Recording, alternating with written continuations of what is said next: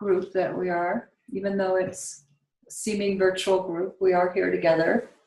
Some of us I can't see, too, but I know one of them. And Angela, I think you've been with us before, but I can't see you, just so you know. And Faisal, I can't see you either. So, all right.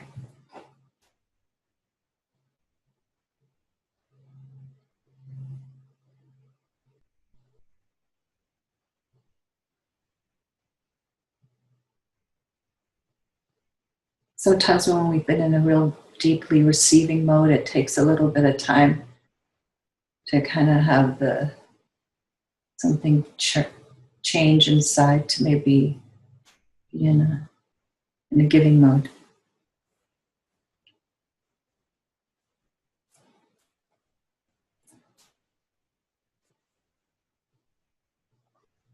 It's really cool to not say anything unless it's really there, you know?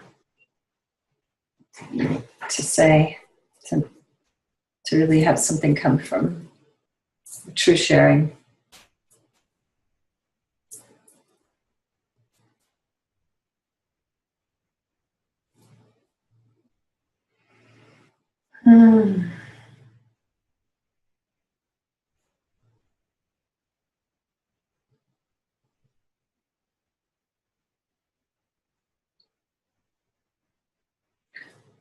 So what was it like for you guys to be hearing some of these words, you know, about your loyalty to remaining and learning how to stay true to yourself and not leave yourself? What was that like? Faisal, yeah. Hello. Hi. I'm speaking from my mobile. I don't know how good it is to sound. It's pretty good. It sounds good. Maybe a little louder. Okay. There you go. Okay, you were talking about loving everyone and everything. This is very challenging for me. In my experience, I can understand the concept of loving everything and everyone, but that's not my experience. Mm-hmm. My experience is even the concept of acceptance, of accepting everything and accepting everyone. That's not my experience. I find that I still not just even not love, but sometimes there is hate for certain kind of movements, certain kind of personalities, certain kind of vicious acts of certain human beings. And this doesn't steer any love inside of me, but it steers the opposite. It steers more, you can say, rejection, even hate, you know? And I know all these concepts, if you hate, you will spread more negative energy and all of this blah, blah, blah, you know? But I'm just talking from my own personal experience. And I find that it puts so much pressure on me when people say love everyone or accept everything. I don't know.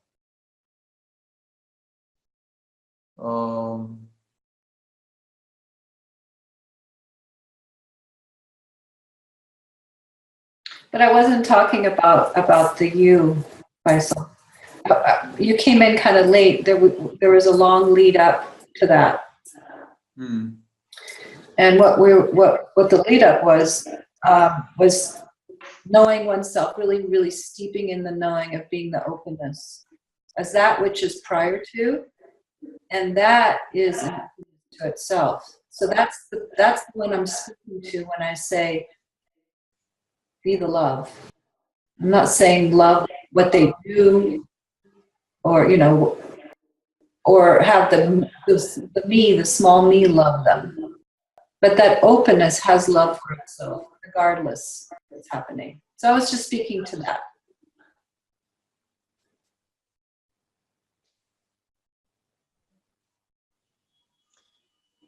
Tapping into the truth of that, and not to make wrong what you feel on the personality level, or you feel in the skin, even what's, happening in the body.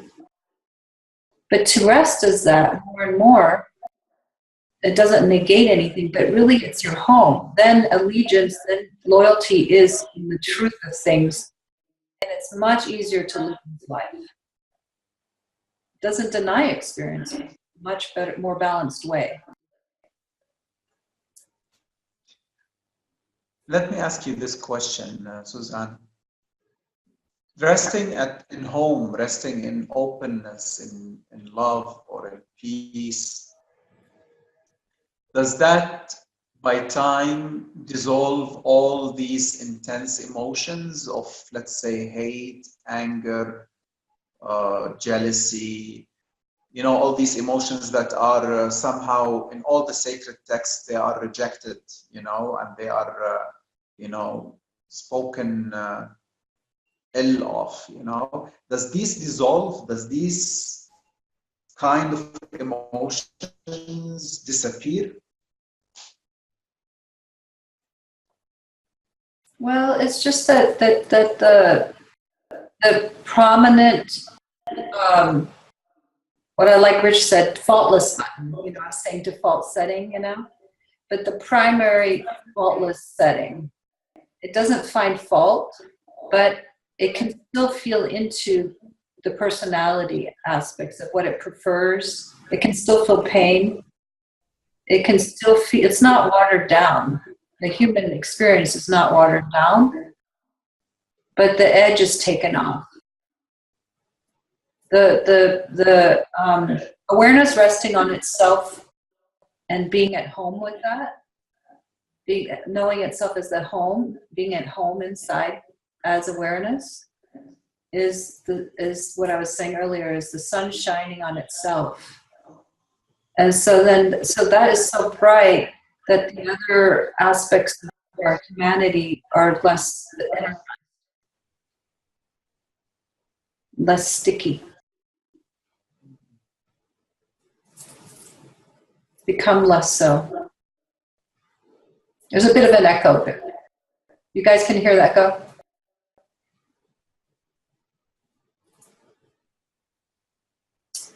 Yeah. So it's something to try out for yourself. Because I have always wondered about, I have read or have seen or met some realized beings who really get pissed off and angry and hate and they reject, and they all do the usual things that everybody does, but maybe it's passing for them. They don't stick, as you said, they just pass. Well, it's just that there's, I don't know about other people. I wonder if there's a way to help with the echo.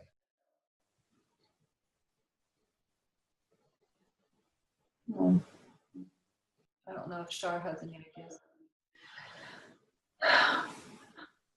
It's more that everything is felt to be oneself. When you know yourself as the whole, the openness knows itself as the whole. It's not closed to aspects of itself, saying, I'm not this, I'm that, I'm the whole. So it feels the pain or the separation in another, or even what inside may still feel separate, and it feels it completely. It doesn't move away from it. So it's an inner experience. It's like it's not like outside. So like there's this feeling of hate, or let's say jealousy or whatever. It's felt so viscerally and immediate and owned, not rejected. And that right away creates the alchemy of full acceptance. The love gets to permeate what we are, gets to penetrate it and not want to move away from it. It's just confusion there. And it does that. It digests all experience. So you have your work cut out for you. Does that help? Yes, it does. It brings me again to sitting with all what arises as much as I can. Mm-hmm. Yeah. I'm glad that you're so honest with your experience. It's very refreshing. And it's what's going to make it possible for you to fully get this. Yes. Thank you. You're so welcome. Thanks. And see if you can keep giving yourself the gift of resting prior to, not in denial. Maybe feel into what it is that feels like it might be that denying experience. Can you repeat that? Well, sometimes we can have a loyalty without knowing it to experience versus to the undifferentiated state of consciousness and have a preference. Because we might feel like we're, by denying experience, neglecting it, we're leaving something that really needs loving and care. But we do need to have a default setting. We need to have a setting that is primary home. You need to make up your mind there.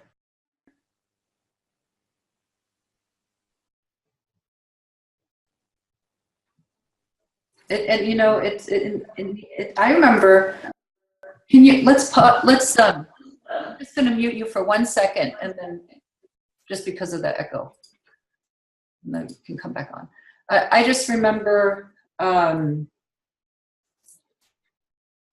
was this time, I don't know what point it was, you know, that where I felt some pain, some guilt, something about leaving humanity behind. You know, some kind of collective stickiness that I had went into co-agreement with, of that we need to be suffering together.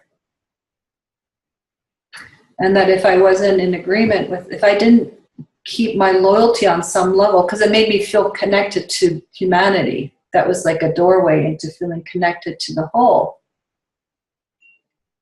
And I liked feeling connected to the whole. I liked feeling the compassion and empathy and care that arose out of feeling connected. But what I noticed over time is that there was something that was betraying itself there. And that I had thrown myself into the pot and the soup of suffering more than I needed to. That it wasn't serving the whole. That my complicity of being in ignorance to some aspect of humanity wasn't serving humanity. I had to, and I didn't know exactly what it would do if I was true to myself there, but I had to experiment and try it out. And so I just made an inner decision that I'm gonna really just be resting in beingness as my home.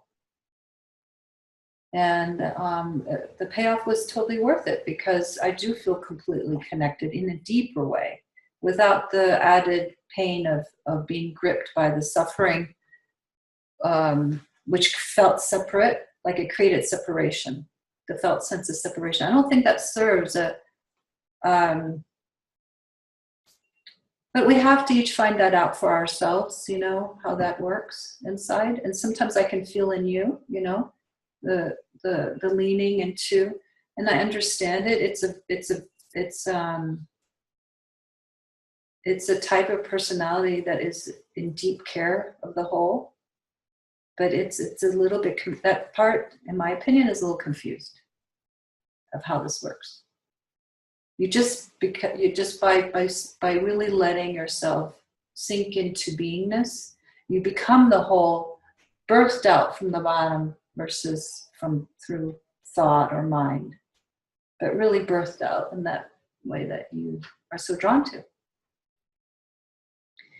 And then you know yourself as this and this and this and this again, but with being aware of it being an aspect of wholeness versus something that creates suffering and pain. Really different. And it took me a good while. Probably, I don't know. It can take lifetimes, but it took a long time for me to really realize that I wasn't leaving humanity behind. Some of us have a deep care for humanity. I don't know. It's just sort of wired. Not that all of us people here do. I don't want to exclude anyone, but it's just like for some personality types, it's more important. And it's a beautiful thing. Does that resonate at all? Yeah.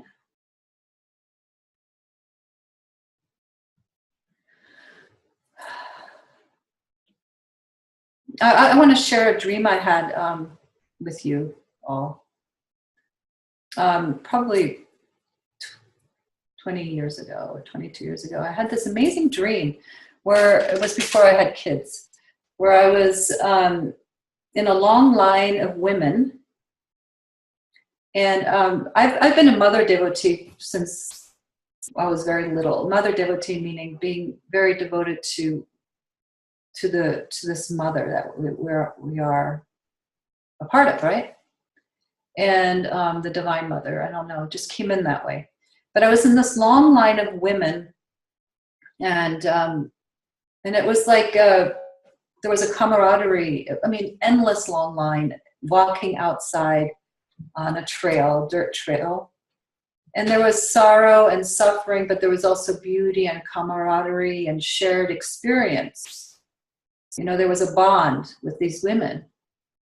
And I was a part, I felt like I was a part of something that was important to me, right? That's something that didn't want to be neglected.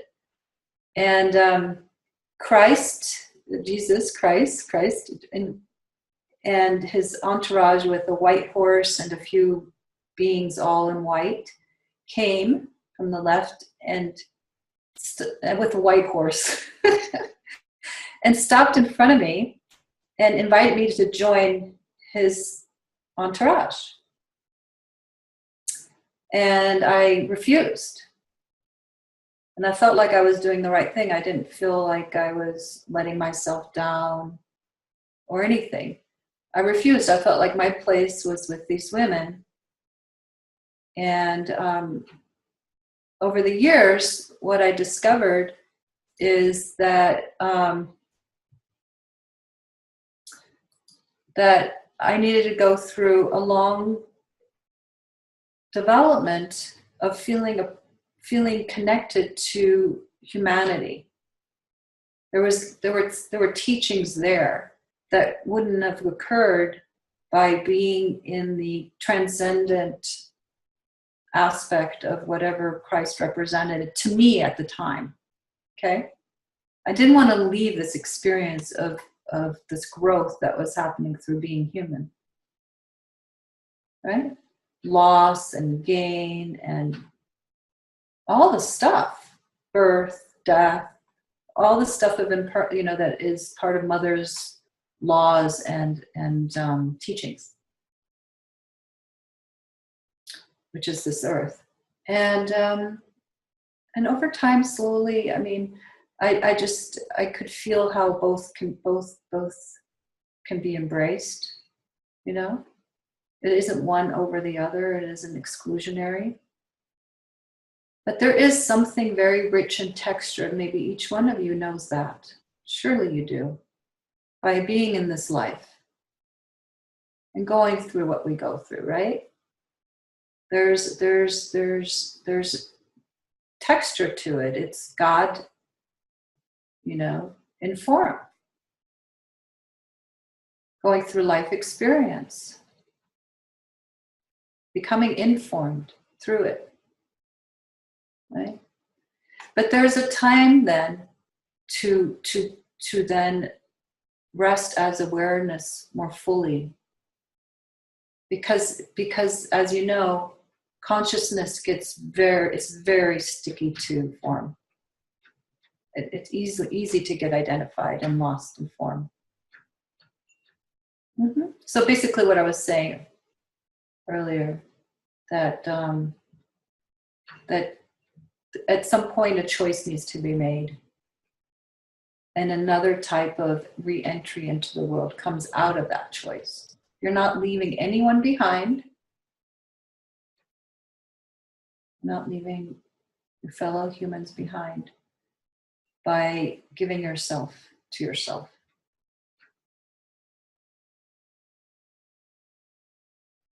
Another type of connection occurs. Much more complete and whole, with more capacity to be in service too.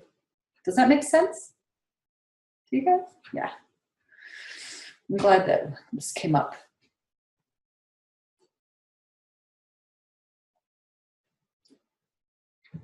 So, my dears, we have a little bit more time. Anybody else?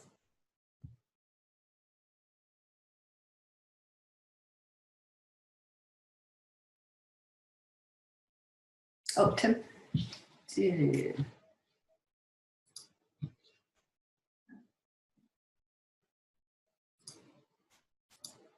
Okay. Hello. Hi. Hi.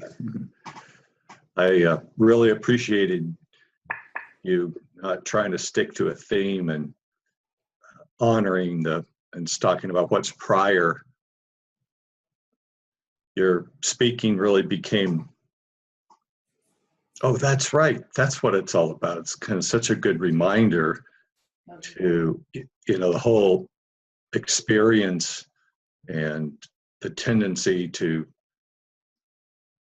talk about our experiences and get lost in that. And again, it was so beautiful. I've been enjoying it so much. And to me, I feel I see the deepening in you, and whether it's true or not, even from weeks ago. But it's so beautiful to start where you did, because it brought us all to what this whole thing's about. And it gave me this clarity, even though I've known it. It's kind of like today's been kind of a, oh yeah, that's what we're doing. That's what I'm doing. Yeah. And the default, now I wasn't exactly sure what you meant by default. That's a computer term, right? Now I actually like Rich's no fault, but default, I wasn't sure what you were getting at. Were you talking more about like checking out from being wrapped up in the world and pushing a default? I'm not sure what you meant by default. Oh, I thought default meant like when you're not in either any mode, that you're in a mode that's kind of like prior to a mode, or it's a neutral mode, or it's a setting that you make for yourself. And so that's the setting that it goes back to when it's not in some kind of mode. So you're kind of clearing everything, or setting the thing empty, kind of in a sense, like setting it to empty, reset, like yeah, a reset. Yeah, a reset. Like, so now you're just an open screen, kind of like maybe. Yeah, you're open to what's prior. You're resting as that which is prior to. Yeah.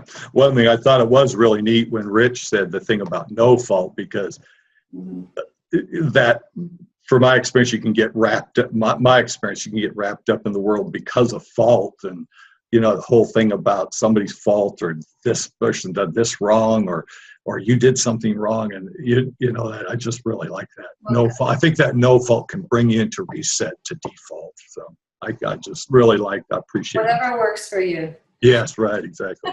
The other thing, I'm really glad that you like the Good, Bad, and the Ugly movie. It wasn't that was for something, or something about that movie. In fact, I was thinking I should wear my cowboy hat Yeah, that'd be cute. But no, but this has really been, just to wrap it up, but really, also Faisal, I appreciated his, if he's still here, I appreciated his honesty. I think that, and I really like how he said that's how, that's how we get there, through honesty. And, but I've just really appreciated you, and this has felt so perfect, and to be here with everybody and you. And that's it. Thank you too. I'm glad you're here, and I'm glad to hear that that was helpful to you. I can see it. Yeah. I can see it in your face. I can see you. Good. You're resting more in yourself. Yeah. Yeah. Beautiful to see. Thanks, Tim. Thank you. Thank you. Yeah. Do you know how to There. Oh, no, I didn't do it. I don't know. Shar, can you mute him? Okay, great. So, a little bit more time, anybody? Yeah. Hi. Hi, sweetie. Good to see you. The good, the bad, the ugly. What comes up for me in that is something I've been contemplating over the past few days with the Orlando shootings, with what's happening in Texas and the prototyping of Black people by police officers, and just the general state of the world. It's a story that is difficult to see. Mm-hmm. And I appreciate it, and I don't remember Fahil, was that his name, that shared about the anger, and I appreciated what he had to say, because it's a dance for me between how far I can let myself see this and go into it, because if I let myself go too far, then I get consumed by my own anger. I get consumed by almost a visceral disgust of that we really can treat each other this way. Because I know if we're really all connected, and I know we are all connected, I feel that connection.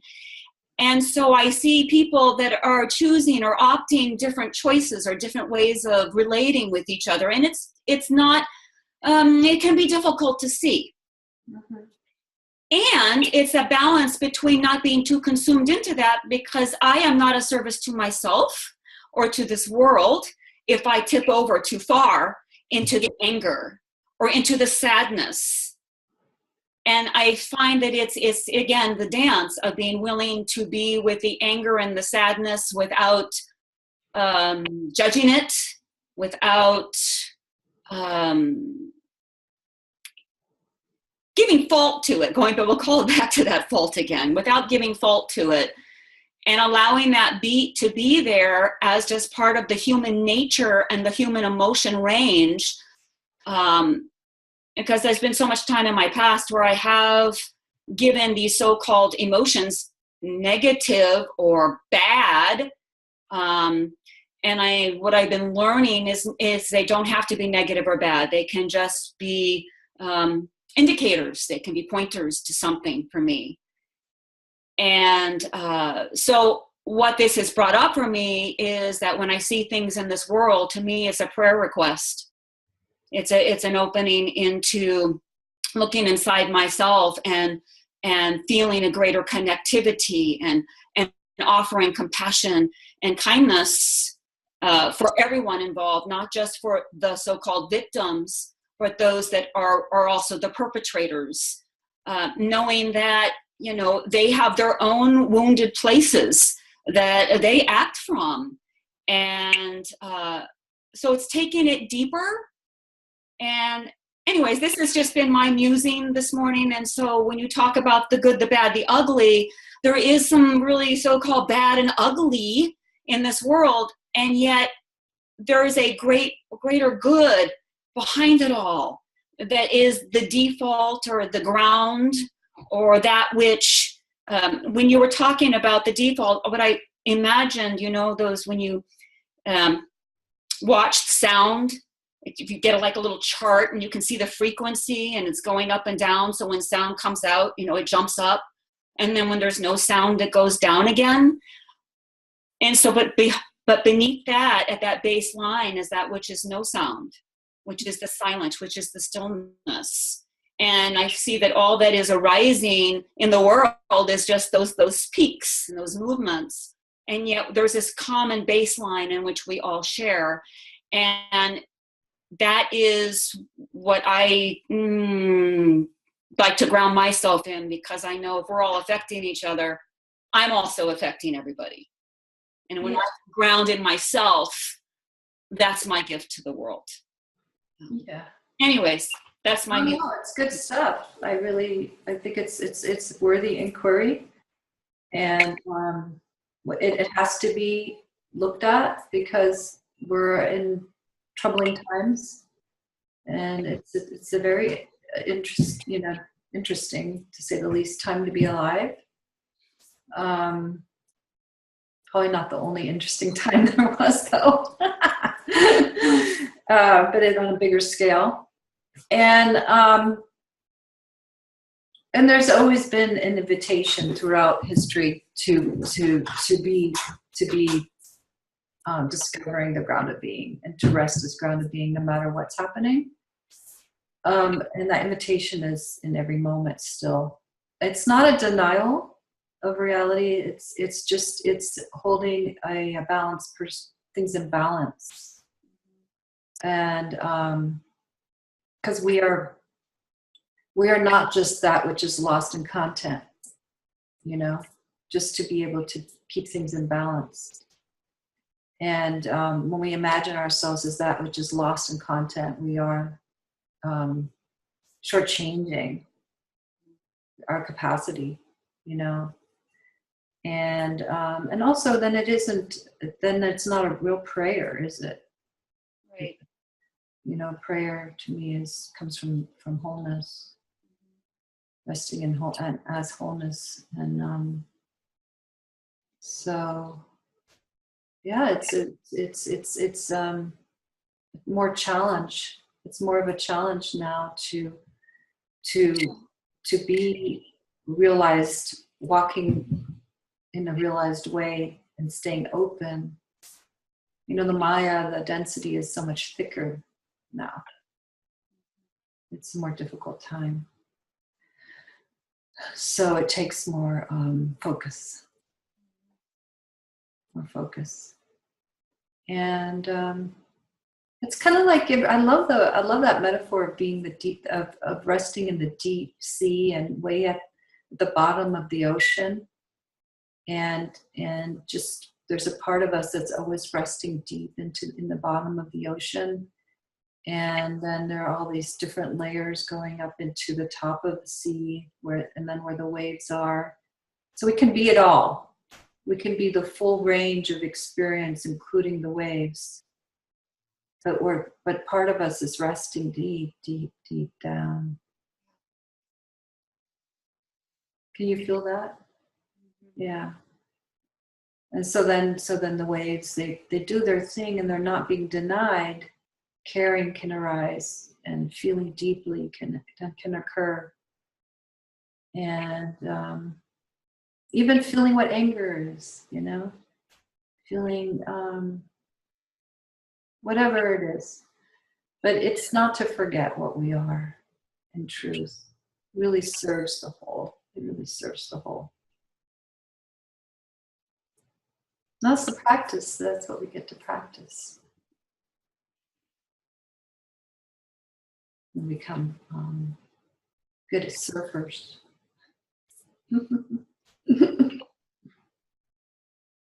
I appreciated what you had to say about being used.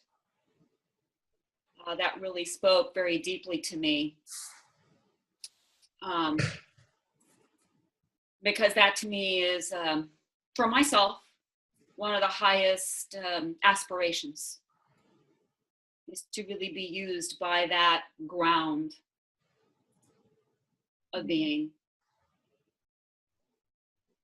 Yeah, I can feel that in you, and it's a beautiful prayer, and I think that we get what we pray for in that way, and then life comes in and clears out more debris, so that the offering is as pure as it can be, and as as direct from source. So when we have that sincere prayer, I remember going to Amma with that sincere prayer. And you know what she did? This is Amachi. She had me sit next to her. And I sat next to her for a few hours and got to witness, like, right next to her, all that she did and the ways that she was meeting every single person, the nuance of the whole thing. So I had this prayer to be in service to. Please take away whatever's in the way of me being in service to. It was a sincere prayer, and so that's what happened. And life does that. Life is wishing, it is in service to. So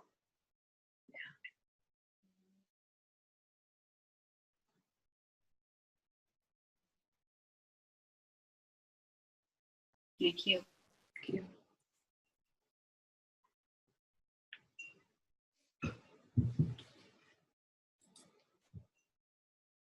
you. For me, I don't know. Everybody's different, But I have a bhakti part of me that really, it serves me to feel what is greater than I am, something that's ahead of me. It serves me, keeps me feeling in my place. Keep me in my place. Not bigger than my own britches, There's always something greater that is more in awareness of itself. And that's okay. So to want to be in service to, then that which one is in service to goes, okay, well, let's see what needs to be cleaned up. That's an ongoing process. It's true, we're all growing here. Nobody, no matter how far along any one teacher is on this planet right now, the greatest of the greatest, whatever that one is, who probably doesn't even know that they are, if there is a greatest of the greatest. There's always more growth. Yeah, sure. I found around myself there's some very strong emotional triggers, and they can set me off quite quickly. And for quite a while I've been working on a project to give myself more space and more time on my own. And in the last month that's actually come about. And so I've been able to spend a lot more time on my own. And that's given me the chance to meditate more, to sit in stillness, and to feel prior to. And it actually only clicked in something you said earlier, that at times when I've been readying myself to meditate and to go down, I've only just clicked. I've actually been there before I go. I'm there before I go into the meditation, and that's only just clicked that experience has been taking place. And what I found in life is that having this space where I can just be, it's changed. the way that I respond to these emotional triggers. And there's quite a variety of responses now. Before it was just poof and out, and I don't want to know, and it's gone. And now it ranges from calm talking things through to an honesty and emotional release. And one thing that has happened, it hasn't happened very often, but it has surprised me when it's happened, is there's a feeling of stillness present, but there's still a reaction taking place. And it's made me feel as though the reaction isn't for me, it's for the other person. It's as if I'm responding from deep within, I'm responding to something that they need. And that's been quite interesting. Mm-hmm. So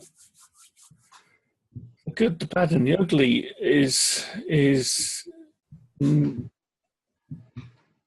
it's almost like they've got their own plays now. They've got their own parts. Instead of it all being mixed into one just mess, there's this differences of colour and shape and thought. So, and it is really all down to just giving myself space, to having this space where I can just be.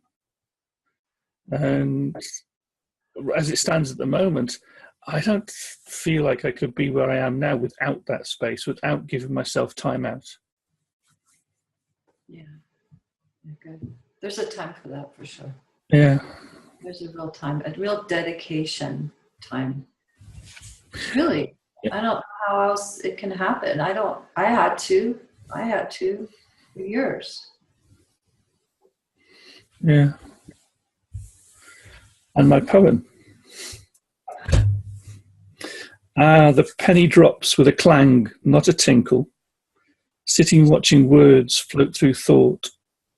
Walking, watching images move on by. Eye stillness, looking out of eyes that cannot see. Eye stillness, sharing words from no thought. Stillness as love, already home sweet home. And the play as life is performed.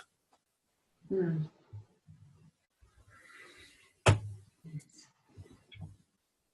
Yeah, I really like the play metaphor.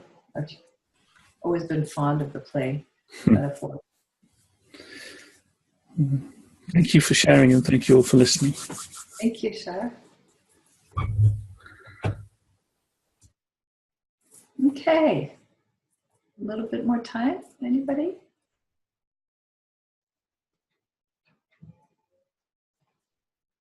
Yeah, Tim. Do you know how to unmute yourself? It's on the lower left-hand corner.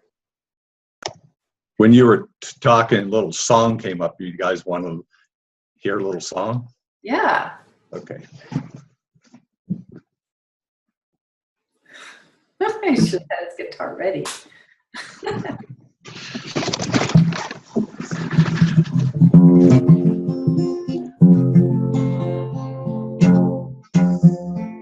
you hear that? Yes.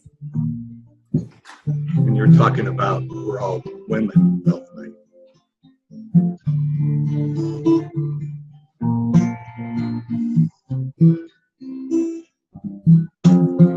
How far beyond your mirror and far beyond your dreams and far beyond your moon sign and far beyond your schemes and far beyond the brotherhood and far beyond James Dean. He was not James Dean, is what I really mean. And where I am not the hunter, I am the hunter's son. And we really all are women here. When all is said and done, said and done, oh.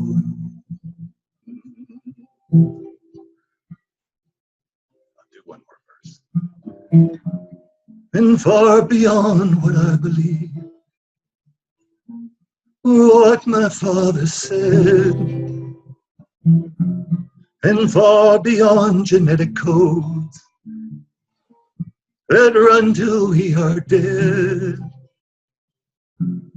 and far beyond the Catholics, and far beyond the Jews. I am safe here with the mother. I'm safe here, so are you. And where I am not the hunter, still I am the hunter's son. And we really are all women here. When all is said and done, said and done.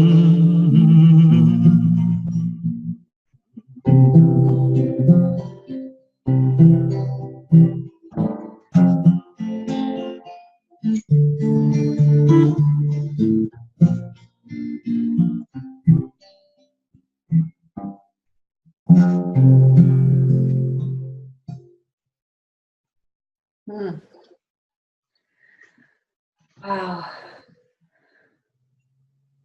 That was perfect. Thank you. Oh, that was really spoke to me. Thank you. Thank you. Well, I think we're gonna end it because that was just so beautiful. Yeah.